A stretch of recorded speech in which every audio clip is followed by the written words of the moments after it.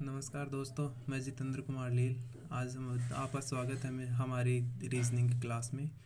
आज मैं आपकी फर्स्ट रीजनिंग की क्लास होगी, जिसमें हमारा टॉपिक होगा एनालॉगी। एनालॉगी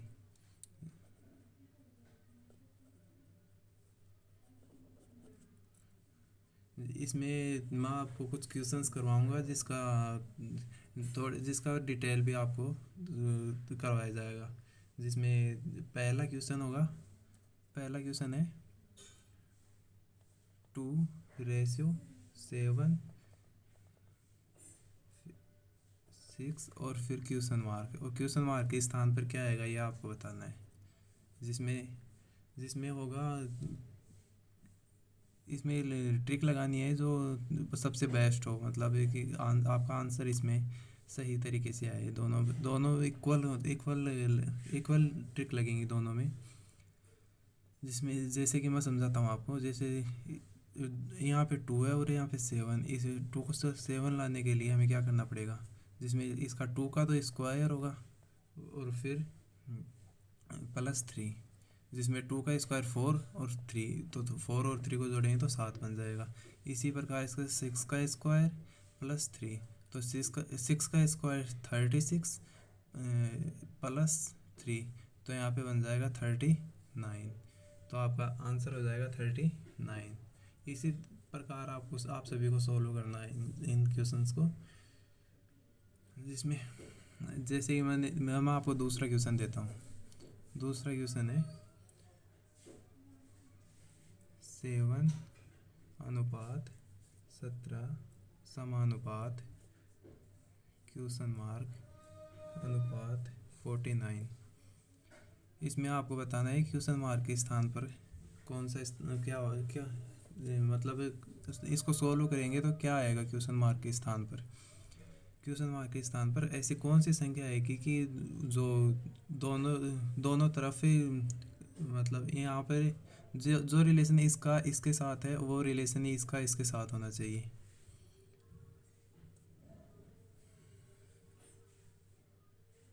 जिसमें होगा कि ये होगा कि इसका रिलेशन है 7 × 2 + 3, तो 7 दूनी 14 + 3, तो हमारा 17 बन जाएगा इससे। इसी प्रकार हमें यहाँ पे ऐसी संख्या लेनी है जो ऐसी संख्या लेगी इसकी तरह करने पर ही 49 बन जाए। तो हम लेंगे इसमें 23 लेते हैं और फिर × 2 और +3, और 23 × 2 = 46 और +3, तो दोनों को जोड़ेंगे तो हमारा 49 बन जाएगा यहाँ पर। तो हमारा कौन सी संख्या लिया हमने यहाँ पर 23।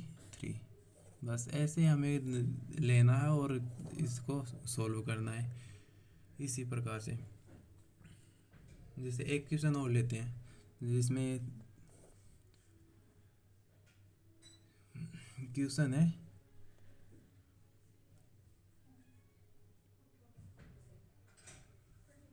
1:8 समानुपात 27 अनुपात। तो यहाँ पे क्या ऐसी कौन सी ट्रिक लगाएगी यहाँ पे इसका रिलेशन इससे है, वो रिलेशन इसका इसके साथ बने। जिस प्रकार हमें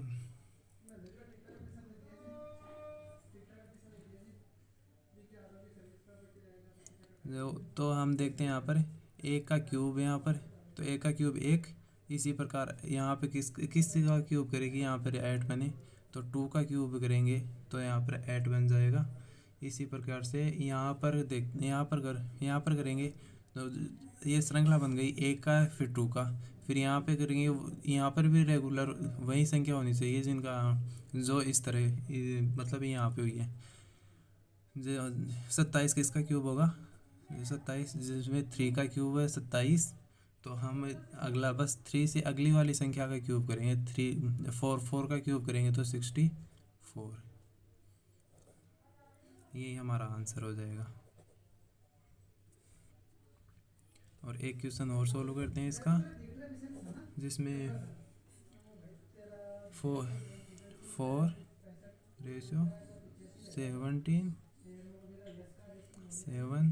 रेशियो और यहाँ पे हमारा क्वेश्चन मार्क, यहाँ पर हमारा क्वेश्चन मार्क। तो क्वेश्चन मार्क बस उसी तरह जो पहले 3 क्वेश्चन सोल्व किए थे उसी तरह इनको इसको सोल्व करना है, जिसमें हमें देखना है कि इसका रिलेशन इसका है, इसके साथ जो रिलेशन बनता है इसका रिलेशन भी इसके साथ वैसे ही बनना चाहिए।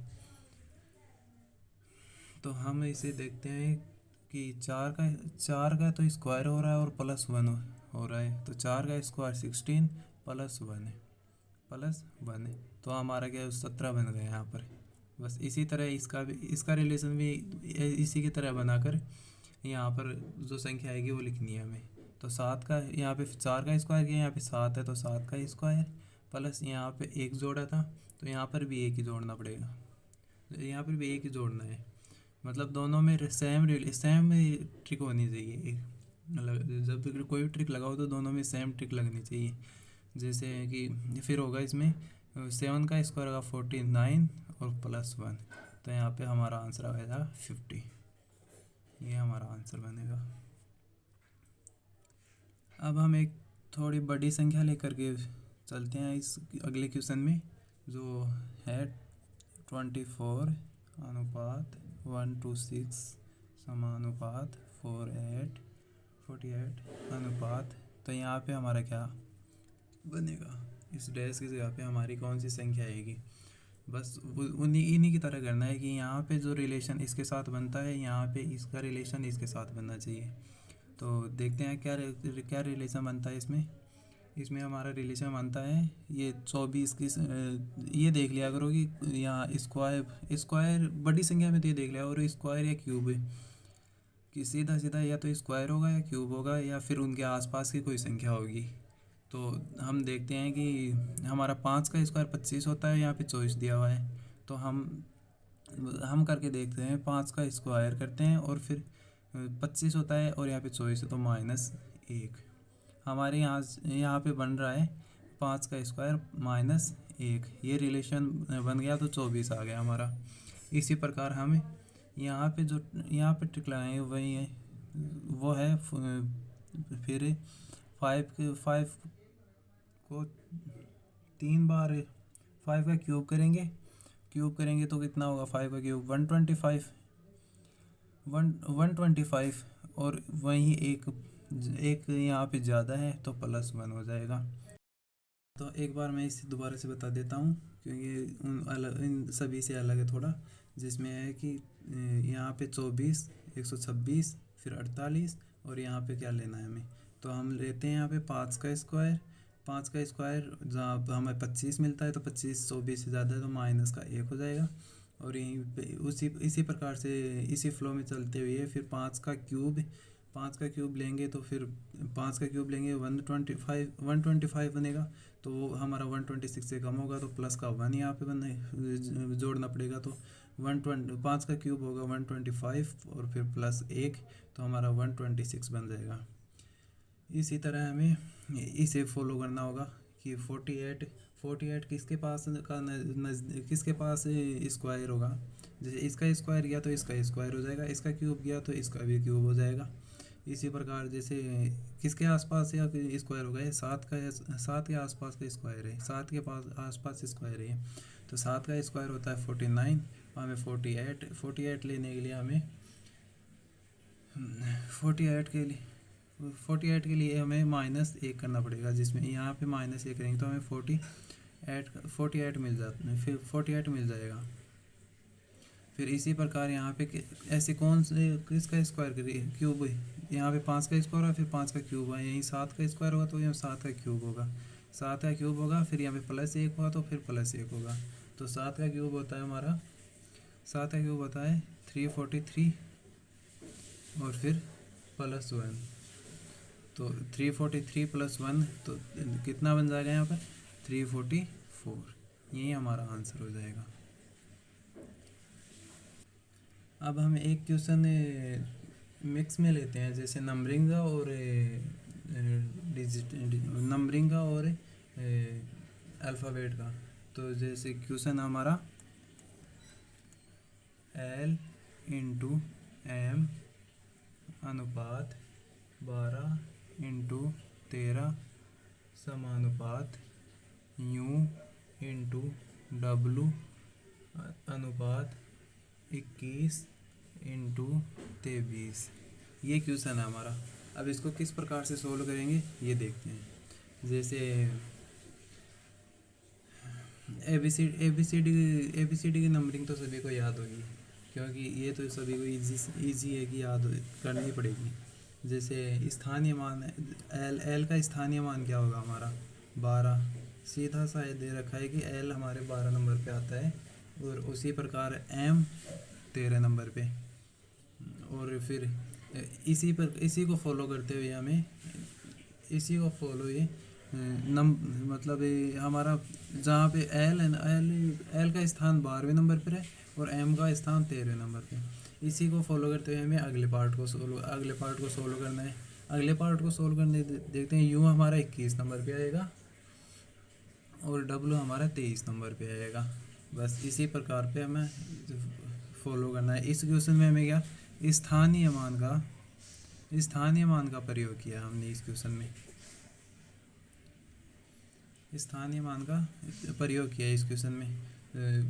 तो इसी तरह अलग अलग क्वेश्चन अलग अलग तरीके से सॉल्व होते हैं। अब हम एक क्वेश्चन और लेते हैं जो इन सभी से अलग होगा। जो क्वेश्चन है हमारा 1648 अनुपात 1339 समानुपात 2266 अनुपात 1442। देखने में बड़ा है लेकिन सोल्व करेंगे तब बहुत ईजी क्वेश्चन है ये। देखते हैं किस तरह सोल्व होता है ये है कि इसमें हमें यही देखना है कि यहाँ पे टू डिजिट और यहाँ पे 2 डिजिट है। तो हमें कुछ क्वेश्चंस में ऐसी ट्रिक लग जाती हैं, जैसे कि इसमें लगी है कि 16 को हम 3 बार गुणा करेंगे। 16 को हमें 3 बार गुणा करेंगे तो 48 बनता है हमारा। इसी प्रकार हम 13 और 39 मतलब दो का पार्ट करेंगे इन्हें। तो 13 को हम 3 से मल्टीप्लाई करेंगे तो 39 बन जाएगा। 13 3 39। इसी प्रकार इनका भी 2 पार्ट बना लेते हैं और सोल्व करते हैं। 22 को 3 से मल्टीप्लाई करेंगे तो 66 बन जाएगा हमारा, और 14 को 3 से मल्टीप्लाई करेंगे तो 42 बन जाएगा। तो ऐसे क्वेश्चन हैं जिन्हें प्रैक्टिस में लेंगे तो वो हमारी ये सोल्व होने लग जाएंगे हमारे। अब इसी एनालॉगी के पार्ट में हमारा कुछ जीएस से भी कुछ क्वेश्चन बन जाते हैं इस एनालॉगी पार्ट में। जैसे क्वेश्चन है कि क्वेश्चन हमारा अगला कि ग्रेट ब्रिटेन अनुपात पार्लियामेंट समानुपात संयुक्त राज्य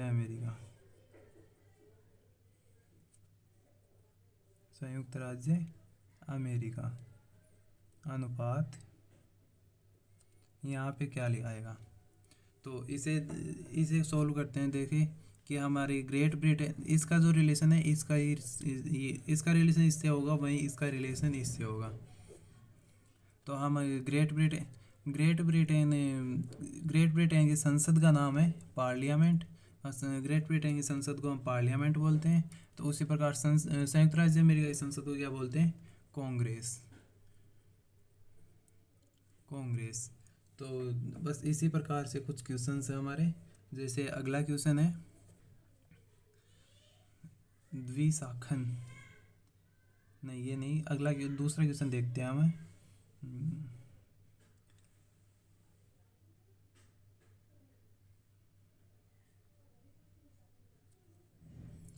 क्वेश्चन है हमारा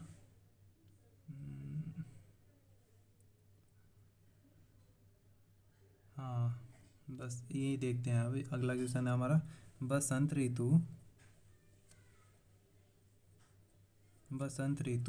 अनुपात ग्रीष्म ऋतु समानुपात रविवार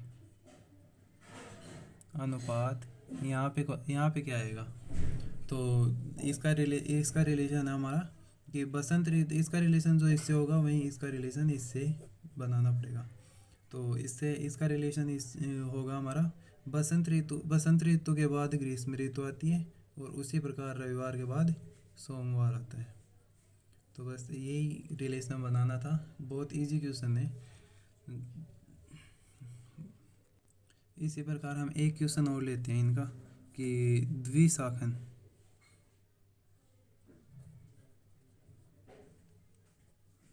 द्विशाखन अनुपात विभाजन। द्विशाखन अनुपात विभाजन, उसी प्रकार हमें फिर समानुपात विरक्ति अनुपात, यहाँ पर कौन सा आएगा, क्या आएगा यहाँ पर? तो इसका जिस प्रकार इसका रिलेशन इससे होगा उसी का रिलेशन इसके साथ बनाना पड़ेगा हमें, क्योंकि सेम रिलेशन बनाकर चलना होगा हमें इन सभी का। तो जैसे कि देखते हैं कि इसका रिलेशन इसके साथ है, वहीं इसके साथ इसका रिलेशन इसके साथ बनाना पड़ेगा। तो द्विशाखन और विभाजन दोनों का एक ही अर्थ निकलता है। द्विशाखन और विभाजन का दोनों का एक ही अर्थ निकलता है। उसी प्रकार विरक्ति के साथ ऐसा कौन सा शब्द लिखेंगे जिन विरक्ति और जो लिखेंगे वो शब्द दोनों का एक ही अर्थ निकले। तो विरक्ति के अर्थ समान अर्थ वाला शब्द होगा अरुचि। बस इसी प्रकार के और क्वेश्चंस देखते हैं हम हमारे। अब हम कुछ अल्फ़ाबेट्स के क्वेश्चन ले लेते हैं ताकि सभी मिक्स में चलते रहें हमारे। तो अगला क्वेश्चन होगा हमारा, पहले कुछ छोटे क्वेश्चन करते हैं फिर थोड़े बढ़ते हुए लेवल में चलेंगे। जैसे AC अनुपात CF समानुपात MO अनुपात। तो यहाँ पर हमारा क्या आएगा, यहाँ पर हमें देखना है क्या आएगा। इसका रिलेशन जो इसके साथ बनेगा वही रिलेशन इसके साथ बनाना होगा। तो देखते हैं क्या रिलेशन बनता है हमारा इसके साथ। तो यह है कि AC मतलब इसमें यहाँ से A से C तक जाने में हमें कितने वर्ड A में कितनी जोड़ेंगे C तक पहुँच जाए, +2 करेंगे तो C तक पहुँच जाएंगे। इसी प्रकार C से F तक पहुँचने में कितने वर्ड होंगे, तो वो होंगे हमारे +3। यहाँ पे +3 करेंगे तो C से जैसे D E और F, तीसरे नंबर पर F आ जाता है। इसी प्रकार M से हमें +2 करना होगा, ताकि जैसे क्या आएगा M से +2 करेंगे तो जैसे M से +2 करेंगे N और O, तो +2 करने पर O आ रहा है। और वैसे ही O पर +3 करना है हमें, तो +3 करेंगे तो क्या बनता है यहाँ पर हमारा, +3 करके देखते हैं। O के बाद में P Q और R, तो O और R। इसी प्रकार हमें सभी का रिलेशन इनसे देखना है। अब हम अगला क्वेश्चन देखते हैं। हमारे 11 क्वेश्चन हो चुके हैं और अब हमारा 12वां क्वेश्चन है कि अगला क्वेश्चन है X Z और Y अनुपात V और U, फिर समानुपात CAB, फिर अनुपात। तो यहाँ पे क्या बनेगा हमारा, ये देखना है हमें। अब यहाँ से जो रिलेशन बनेगा वही रिलेशन यहाँ पर बनाना है हमें। तो देखते हैं क्या रिलेशन है यहाँ पर हमें। ये थोड़ा अलग क्वेश्चन बन जाएगा, जिसमें हमारा इसका रिलेशन इसके साथ बनेगा और इसका रिलेशन इसके साथ बनेगा। तो देखते हैं क्या रिलेशन बनता है कि C और W के पास, C और W में क्या है कि C का विपरीत देखते हैं, डिफरेंट। क्या डिफरेंट मतलब C के विपरीत X आता है, C के विपरीत हम सी के विपरीत एक्स आता है और ए के विपरीत हमारा जेड आ जाएगा और बी के विपरीत हमारा वाई। इसी प्रकार डब्लू के विपरीत क्या आएगा, डब्लू के विपरीत डी और वी के विपरीत क्या बनता है ई और यू, ये यू है, यू के विपरीत क्या बनता है, यू के विपरीत क्या बनता है एफ। तो बस इसी यही हमारा आंसर बन जाएगा। बस इसी प्रकार देखना है कि कौन किसका रिलेशन किसके साथ सही रहता है। इसी पर फिर एक क्वेश्चन और देख लेते हैं हम। क्वेश्चन है हमारा एल जे एच अनुपात के आई समानुपात सी आई बी अनुपात, यहाँ पर कौन क्या बनेगा। तो यहाँ पर बना देखते हैं हमारी ट्रिक कौन सी होगी। यहाँ पे ट्रिक हमारी कि एल को के तक पहुँचना है, एल जे को के और एच को आई। तो क्या रिलेशन बनता है यहाँ पर हमारा कि एल को के तक जाने में -a करेंगे तो के तक के आ जाएगा और जे में +1 करेंगे तो के आ जाएगा और एच में +1 करेंगे तो हम आई तक आ जाएगा। जैसे एल में -a किया यहाँ पे के के बाद में एल, तो यहाँ से 1 माइनस किया तो के आ गया और जे के बाद +a किया, जे के अगला जे से अगला वर्ड क्या होगा के, तो जे से +a किया के तक के आ गया और एच से +a किया आई। इसी प्रकार हमें सी में क्या -a करना है, हमें सी में -a करेंगे तो यहाँ पे हमारा बनेगा बी और आई में हम +a करते हैं, आई में हम +1 तो आई के बाद में आई से जस्ट अगला क्या आएगा जे और इसी प्रकार बी में +1 तो बी के जस्ट अगला क्या होगा सी। बस यही हमारा आज का सेशन था, यहीं तक। थैंक यू, धन्यवाद देखने के लिए। यदि अच्छा लगा हो तो लाइक शेयर ज़रूर करना और चैनल को सब्सक्राइब